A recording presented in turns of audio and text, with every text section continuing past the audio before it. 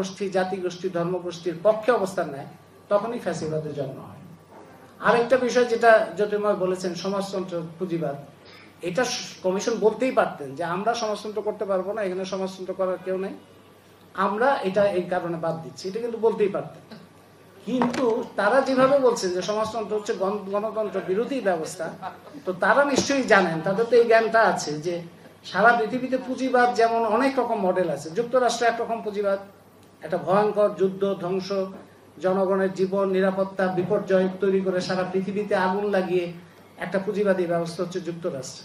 কিন্তু ইউরোপে আপনি দেখেন, ইউরোপের পুঁজিবাদ তো ঠিক যুক্তরাষ্ট্রের মতো না। সেখানে public welfare, public security, public যে বিভিন্ন ধরনের নেসেসিটি, রাইটস, সেটার ব্যাপারে যথেষ্ট গুরুত্ব দেয়। পুঁজিবাদের বিভিন্ন মডেল আছে। ভারত, যুক্তরাষ্ট্র কিংবা ইউরোপের এই সমস্ত দেশ একরকম না। সমাজতন্ত্র আমরা সোভিয়েত ইউনিয়নে একরকম দেখেছি, চীনে ঠিক সেরকম না। ভেনেজুয়েলা বা নির্বাচিত সরকারের মাধ্যমে তারা করার চেষ্টা করছে। পর্তুগাল নির্বাচিত সরকার, তারা আবার সমাজতন্ত্রেরও বিভিন্ন ধরন আছে। এবং সমাজতন্ত্রের সাথে তুলনা যেটা করছেন তারা, যে সমাজতন্ত্র হচ্ছে গণতন্ত্র বিরোধী, সমাজতন্ত্রের সাথে তুলনা করতে হবে পুঁজিবাদকে, গণতন্ত্রের সাথে তুলনা করতে হবে স্বৈরতন্ত্রকে। সমাজতন্ত্রের সাথে আপনি আলুর সাথে পটলের তুলনা করলে তো হবে, আলুর সাথে বেগুনের তুলনা, আলুর সাথে তো আলুরই বিভিন্ন ধরন আছে। আপনি সমাজতন্ত্রের সাথে যদি আপনি তুলনা করতে চান, তাহলে বলতে হবে পুঁজিবাদ। আমরা সমাজতন্ত্র বাদ দিচ্ছি, বাদ দিয়ে আমরা পুঁজিবাদ গ্রহণ করছি, এটা বলতে হবে। আর মুক্ত এটা পরিষ্কার করে বলেন যে হ্যাঁ, আমরা সমাজতন্ত্র এখন করার লোক নেই, আমরা পুঁজিবাদ করছি। মুক্তবাজার অর্থনীতি হচ্ছে একটা খুবই বিভ্রান্তিকর একটা শব্দ। মুক্তবাজার অর্থনীতি বলে পৃথিবীতে এখন কিছু নাই। যেটা আছে সেটা হচ্ছে একটা স্বৈরতান্ত্রিক এবং একচেটিয়া পুঁজিবাদী অর্থনীতি এবং অলিগোপলি, কতিপয় গোষ্ঠী পরিচালিত অর্থনীতি। মুক্তবাজার অর্থনীতি একটা মিথ। এই ধরনের কোনো ব্যবস্থা আগেও ছিল না, এখনো নাই, ভবিষ্যতেও নাই। এবং যুক্তরাষ্ট্রের যারা লিডিং ইকোনমিস্ট, তারাও এখন আর মুক্তবাজার অর্থনীতি শব্দটা বলেন না। তারা বলেন না যে তারা বরঞ্চ বলেন যে মুক্তবাজার অর্থনীতির কত সমস্যা। এবং যারা খুবই নিউ লিবারেল ইকোনমিস্ট কিংবা একেবারে পুঁজিবাদের অর্থনীতিবিদ, তাদের নেতা পল স্যামুয়েলসন, তিনি বলেছিলেন যে কোনো ইকোনমি যদি ইনইকুয়ালিটি থাকে, ফ্রি মার্কেট ইকোনমি সেই ইনইকুয়ালিটি বাড়ায়। তাইলে এই কথাটা পল স্যামুয়েলসনের কথা, এটা তো কোনো বামপন্থী বা সমাজতন্ত্রী কেউ বলেনি। পল স্যামুয়েলসন বলছেন যে ইনইকুয়ালিটি যে সমাজে থাকবে, সেটা ফ্রি মার্কেট ইকোনমি সেটাকে আরো বাড়াবে। তাইলে আপনারা সংবিধানের সংস্কার করার কথা বলে এই মাধ্যম যদি আপনারা গ্রহণ করেন, তাহলে তো বৈষম্য যুক্ত যে অর্থনীতি, যেখান থেকে বৈষম্যহীনতার দিকে যাওয়ার কথা, সেই বৈষম্যতা আরো বৃদ্ধির দিকে আপনারা যাওয়ার অর্থনৈতিক ভিত্তিটা তৈরি করছেন। সেটা তাহলে কোথায় সংস্কার, কোথায় পরিবর্তন?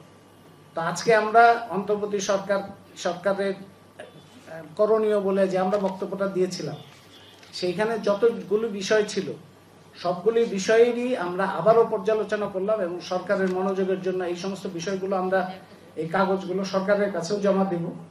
এবং আমরা এখনো আশা করি যে আপনারা যে ফাউন্ড ভিত্তির উপরে আওয়ামী স্বৈর শাসন ফ্যাসিবাদ তৈরি হয়েছিল, একটা বৈষম্যের অর্থনীতি সমাজ তৈরি হয়েছিল, সেই ফাউন্ডেশনটা বদলের চেষ্টা করতে হবে। সেই ফাউন্ডেশনটা বদলের প্রতিশ্রুতি এবং কিছু সূচনা আপনারা করেন এবং এমন কিছু ভিত্তি তৈরি, সংস্কার কমিশনের রিপোর্টগুলোর মধ্যে থেকে সেই ধারার এমন কিছু ভিত্তি তৈরি হোক যাতে পরবর্তীতে যারা ক্ষমতায় আসবে তারা বাধ্য হয় এই কাজগুলো করতে।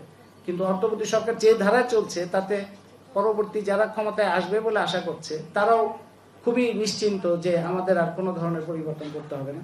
এবং দেশি বিদেশি যে সমস্ত গোষ্ঠী, আমি যেটা আগেও বলেছি, আবারও বলে শেষ করি, যে আমরা অন্তর্বর্তী সরকার দেখি, অস্থায়ী সরকার দেখি, নির্বাচিত সরকার আসলে তুলনামূলকভাবে স্থায়ী সরকার দেখি, কিন্তু আরো দীর্ঘকালীন স্থায়ী সরকারের দিকে আমাদের নজর থাকে না অনেক সময়। দীর্ঘকালীন স্থায়ী সরকার হচ্ছে সামরিক বেসামরিক আমলাতন্ত্র, একটা বড় স্থায়ী ভিত্তি। বাংলাদেশের যারা বড় ধরনের ব্যবসায়ী গোষ্ঠী, তারা হচ্ছে এই স্থায়ী সরকারের একটা গুরুত্বপূর্ণ অংশ। আর বিশ্বব্যাংক, IMF, ADB কিংবা আন্তর্জাতিক যে বহুজাতিক কোম্পানি, তারা হচ্ছে আরেকটা অংশ। এই তিন গোষ্ঠী যদি একই রকম ক্ষমতাবান থাকে, একই রকম সক্রিয়তা থাকে এবং একইভাবে তারা তাদের নীতিমালাই যদি দেশ চলতে থাকে, তাহলে তো কোনো সরকার যতই পরিবর্তন হোক, আপনি কোনো ধরনের পরিবর্তন পাবেন না। কাজে আমাদের সরকারেরও দায়িত্ব এটা যে ওই জায়গাতে কি পরিবর্তন, আপনি সামরিক বেসামরিক আমলাতন্ত্র, আন্তর্জাতিক বিনিয়োগ চুক্তি, কিংবা কিংবা এই ধরনের বহুজাতি দেশের ভিতরে ব্যবসায়ী গোষ্ঠী, বসুন্ধরা গোষ্ঠীর সাথে খাতির করে তো কোনো ধরনের এই ধরনের কোনো পরিবর্তন আসবে না। যাদের বিরুদ্ধে একদিকে পাইকারি মামলা হচ্ছে, বহু নিরপরাধ লোক, নিরীহ লোক দেখা যাচ্ছে যে মামলায় আতঙ্কিত, আর অন্যদিকে বসুন্ধরা মতো প্রভাবশালী লোকেরা আপনাদের সাথে মিটিং করে তাদের নানা রকম সুবিধা নিচ্ছে। এই বৈপরীত্য তো চলবে না। এগুলির অবসান এবং পরিবর্তন এটা আমাদের দাবি করতে হবে। সরকার যদি না করে, নাগরিক হিসেবে আমাদের প্রত্যেকের দায়িত্ব এটা নিয়ে সক্রিয়তা থাকা, সরব থাকা, নজরদারি রাখা। শুধু সরকারের গোয়েন্দা সংস্থা নজরদারি করলে তো হবে না, জনগণ হিসেবে আমাদের নজরদারি করতে হবে সরকারের উপরে, এবং সরকারের যে সমস্ত যদি ভুল তৎপরতা, জনবিরোধী তৎপরতা হয় তার বিরুদ্ধে আমাদের সোচ্চার এবং সরব থাকতে হবে। তো সেই প্রত্যাশা রেখে আপনারা, আমাদের খুবই অসময়ে আমরা শেষ করলাম, 3টা বেজে গেছে, 3টার সময় এখানে আরেকটা প্রোগ্রাম আছে, তারা বোধহয় বাইরে মনে অপেক্ষা করছে। তো আপনাদের সবাইকে ধন্যবাদ জানিয়ে আমি এখানে শেষ করছি। ধন্যবাদ।